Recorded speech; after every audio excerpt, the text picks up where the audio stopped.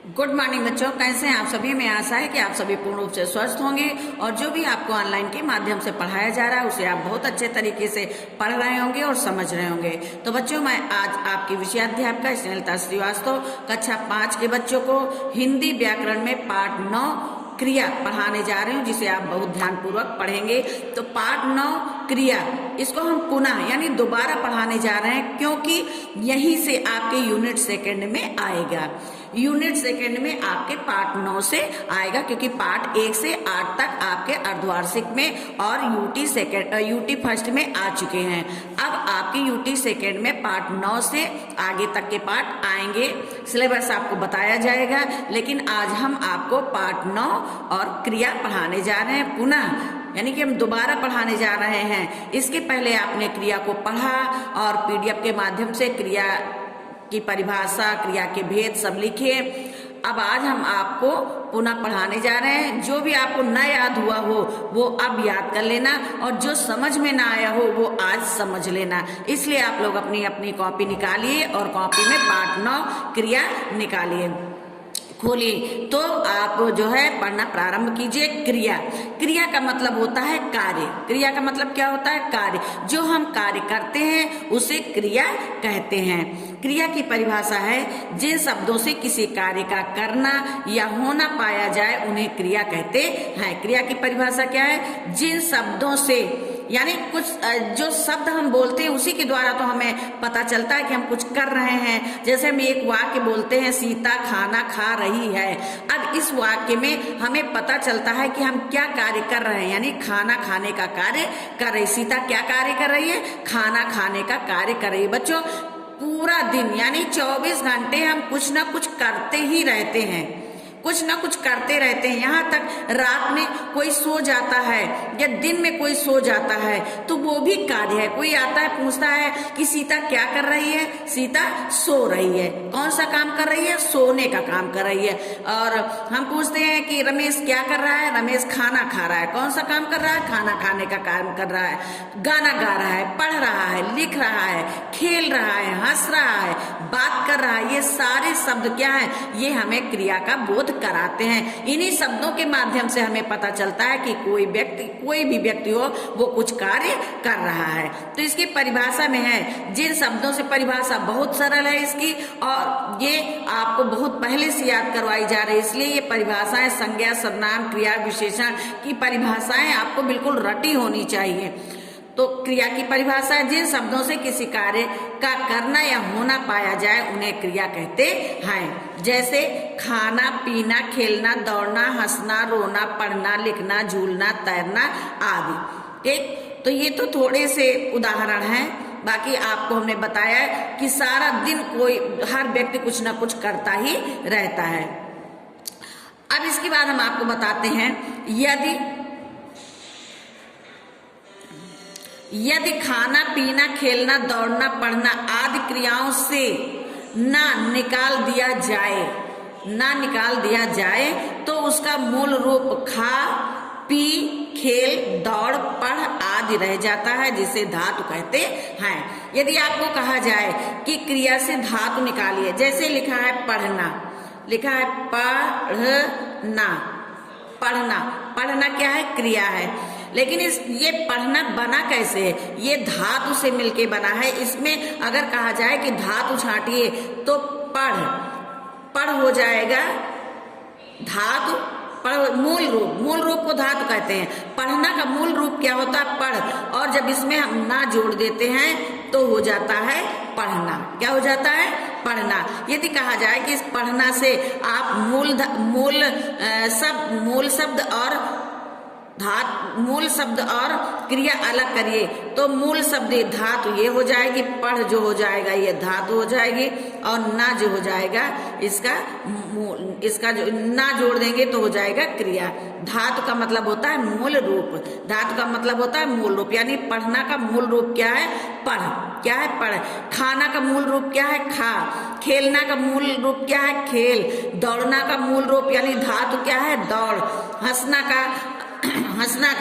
की धातु क्या है? धातु क्या है? हंस। रोना का रो। पढ़ना का पढ़ना का पढ़, लिखना का लिख, झूलना का झूल, तैरना का तैर। ठीक, ये धातु के मूल रूप हैं। अगर इनसे ना हटा दिया जाए तो ये धातु रह जाता है। क्या रह जाता है?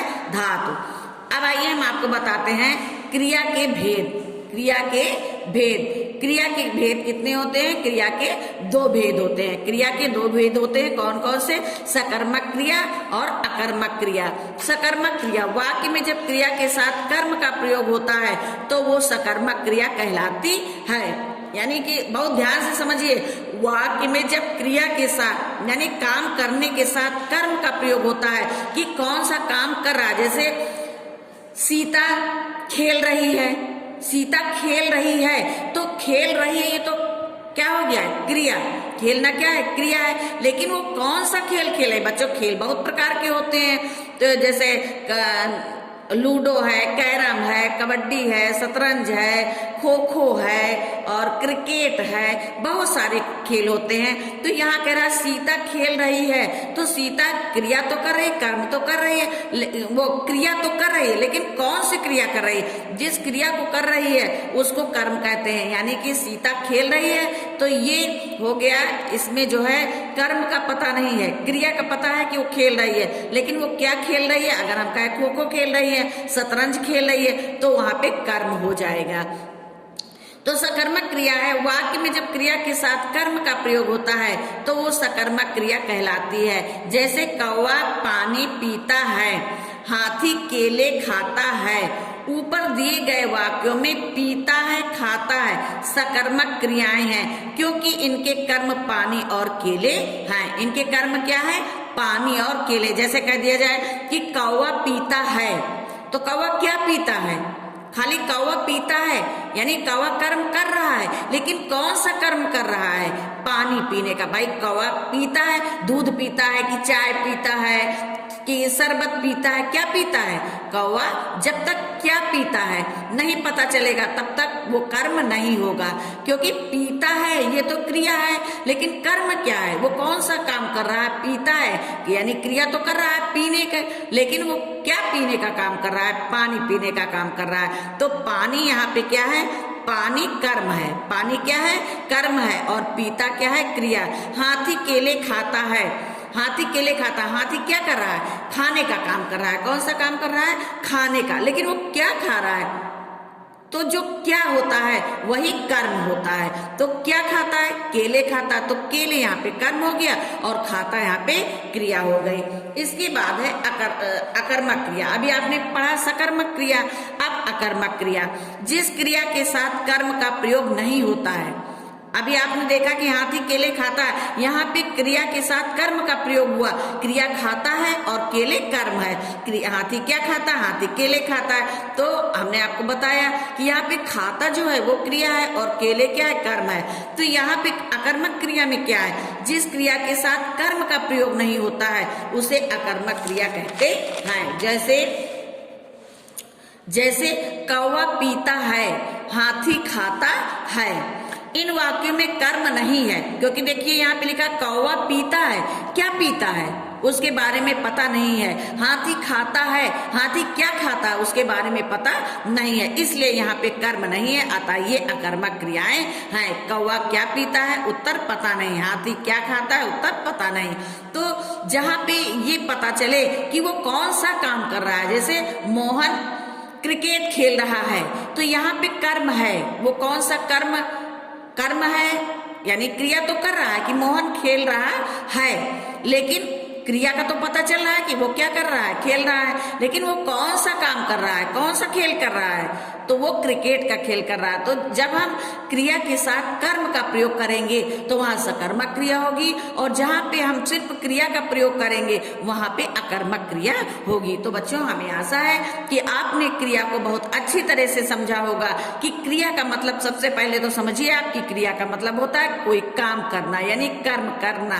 ठीक, क्रिया का मतलब होता है कोई काम करना। हम 24 घंटे कोई ना कोई काम करते रहते हैं, उसे ही क्रिया कहते हैं। और अगर हम वाक्य में बोलते हैं तो वाक्य में जिस शब्द से हमें पता चलता है कि हम कुछ काम कर रहे हैं उसे क्रिया कहते हैं। आपने पढ़ा क्रिया दो प्रकार की होती है, अकर्मक सकर्मक क्रिया और अकर्मक क्रिया। सकर्मक क्रिया वो होती है जिसमें हमने आपको बताया कि सकर्मक क्रिया क्या होती है, वाक्य में जब क्रिया के साथ कर्म का प्रयोग किया जाता है, वाक्य में जब क्रिया के साथ कर्म का प्रयोग किया जाता है तो उसे सकर्मक क्रिया कहते हैं। और अकर्मक क्रिया जिस वाक्य में कर्म का प्रयोग नहीं किया जाता है उसे अकर्मक क्रिया कहते हैं। तो आपने पढ़ा बच्चों आज क्रिया के बारे में। हमें आशा है कि आपने बहुत अच्छी तरह से क्रिया के बारे में समझा और समझने के बाद आप इसे याद करेंगे। तो बच्चों अब हम इसके आपको प्रश्न देंगे, आपको प्रश्नों के उत्तर लिखने हैं। अब इसके प्रश्न जो है ऑप्शन में भी आ सकते हैं, लेकिन अभी हम आपको ऑप्शन में नहीं देंगे, अभी हम आपको सीधे सीधे प्रश्न देंगे और आपको उनके उत्तर लिखने हैं। जब आपको किसी भी प्रश्न के उत्तर बहुत अच्छे तरीके से याद हो जाएंगे तो आप किसी तरह से घुमा फिरा के उसको दिया जाएगा तो आप उसको हल कर लेंगे, यानी आप उसका उत्तर लिख लेंगे। तो बच्चों आज ये आपका पाठ 9 क्रिया समाप्त होती है। धन्यवाद।